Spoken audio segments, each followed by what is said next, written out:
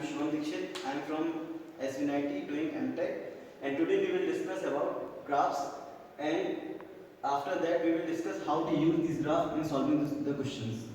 So let's start with simple example y equal to x, where y is a dependent to x. We can write this function fx equal to x, where this function is dependent on x. So domain is defined for dependent values x, and here for y equal to x it takes value from minus infinity to plus infinity, and the answer for that we get in a range which is function x in minus infinity to infinity. So this is a thumb rule that domain is defined for dependent values, and domains are defined for x, and range is defined for the function. Now how to use this question? Now we will play the shifting. Let's say the question is given like y equal to x plus 1. Now put the value of x equal to 0. What we will get? Y equal to 1. So the value x equal to 0, we get y equal to 1. So the graph will shift above by 1 unit. This will be the new graph. Now come to the second point, second graph. This is y equal to x square. Here domain is for x is equal to minus infinity to plus infinity. For that domain we get the range of function 0 to infinity. Now let's start shifting. Let's say the function is x equal y equal to x square minus 1. We put x equal to 0. What we will get? Minus 1. So graph will shift downwards by 1 unit.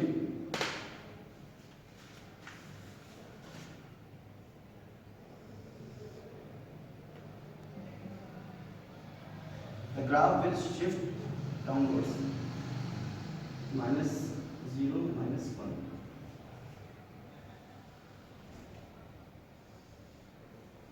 So this is the thumb rule that if the value, say something like function, then some x value minus n, it might be plus or minus anything. If the value is adding in function, that the graph will shift upwards plus, and if some value n is subtracting in the function, then the graph will shift downwards. Let's come to the third type of function, y equal to x raised to power minus 3. Here, if you put any, let's say, first of all we define domain. Domain is also minus infinity to infinity. We can put any value of x from minus infinity to infinity. We will get range for function minus infinity to infinity. Why? If we put minus 3, let's suppose minus 3 in x, we will get y equal to minus 27. So for minus 3, somewhere around here, if we put minus 3, we will get minus 27. These graphs are much steeper than this thing, because in this area, if we cube something, that will give less slope. That's why these are more steeper. Okay. If question is given like this,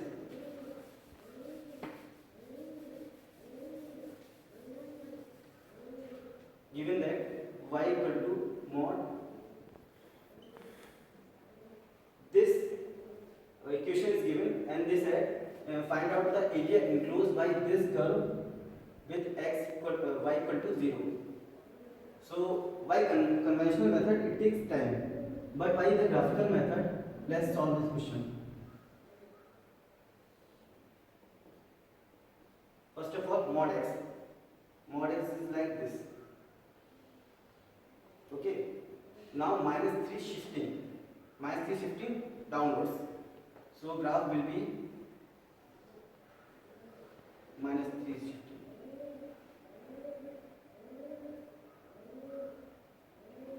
And again the mod is given, so the whatever the value will be, this will be positive, so this thing comes upward. So now the new graph will be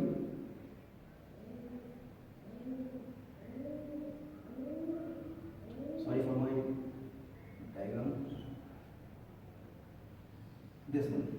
So you can see that the area enclosed is this one. This is 3, this is 3, this is 3. So area enclosed is 6. You know the area of triangle, 1 by 2 h height into width. So this will be the 2 into, this is 3, this is 6.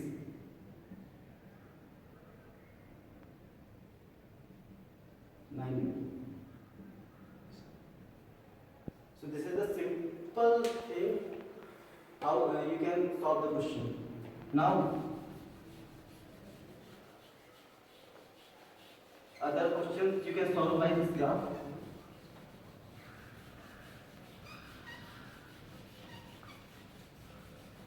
Let's say you are given a question like y equal to sin x, and you have given other equation like x equal to say 1, y equal to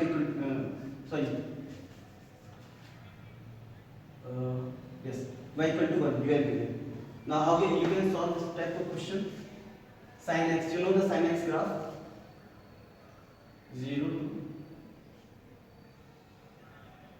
1.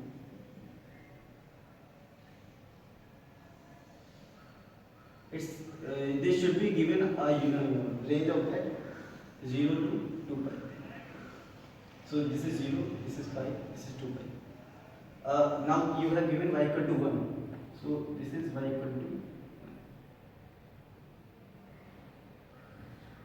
So for this equation you will get only one solution, and by graph you can solve it very easily.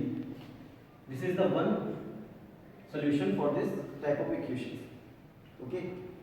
Now let's say if you are given a question like y square plus x square equal to 4.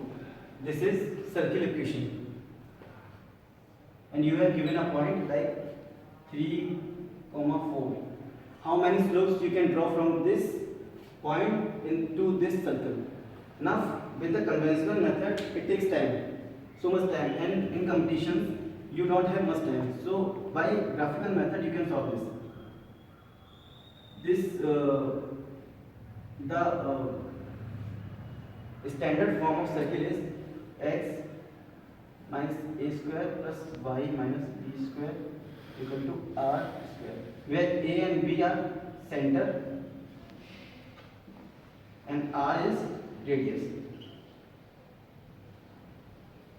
So here radius is 2 and center is 0, 0. So this is 2, and this will be the circle. This will be the circle. So the point should be somewhere here around.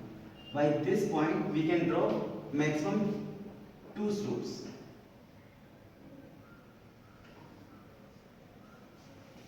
So here answer will be you can draw maximum 2 slopes. Okay. So by this approach you can solve so many questions very easily.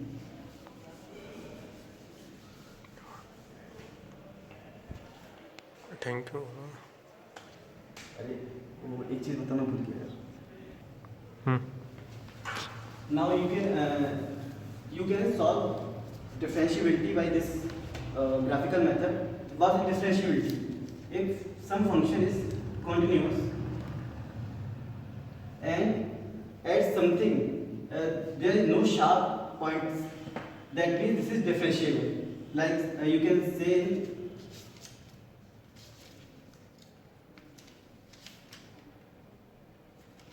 this graph, this is continuous and there is no sharp turns in this function. That means this is differentiable. Now let's take an example to find out that graph is continuous or differentiable or not. Let's say y equal to mod x. Now they can ask that find out that y equal to mod x is differentiable at 0, 0.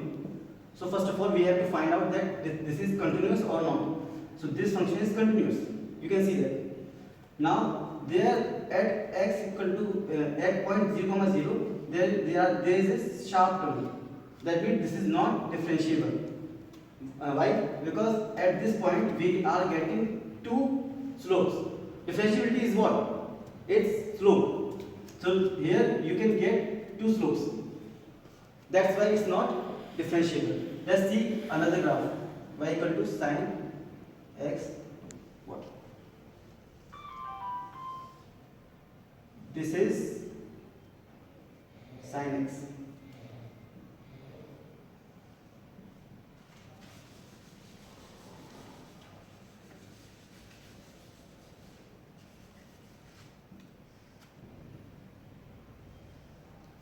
Mod means whatever the negative value will become positive.